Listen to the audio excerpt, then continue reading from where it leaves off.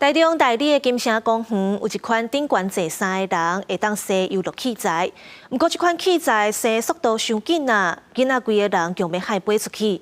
有家长就质疑安全的问题，市府表示这器材是有经过安全认证，不过未来会加强警示，扩大安全距离。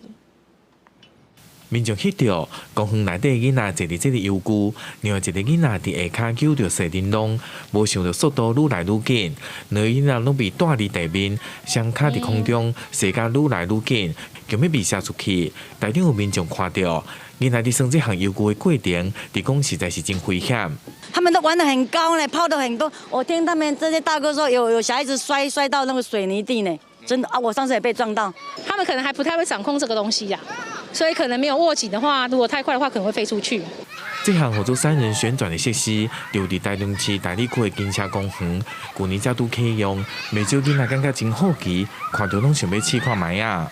不过，干那一条钢索，下口有一个椅啊，未少家长真烦恼。囡仔若是手无撩好，可能被射出去，周边的大人或者是其他的民众，也可能因此受伤。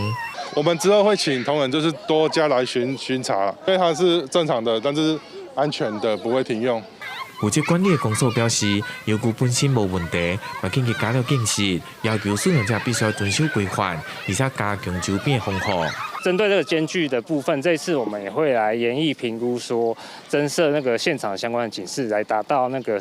让现场公园使用民众有一个示警的目的。市府表示，目前伫台中市有3处公园有这个设施，目前未将设施来停用，除了会愿意扩大安全距离，嘛提醒使用者佮家长必须要遵守相关的规定，才会使避免意外。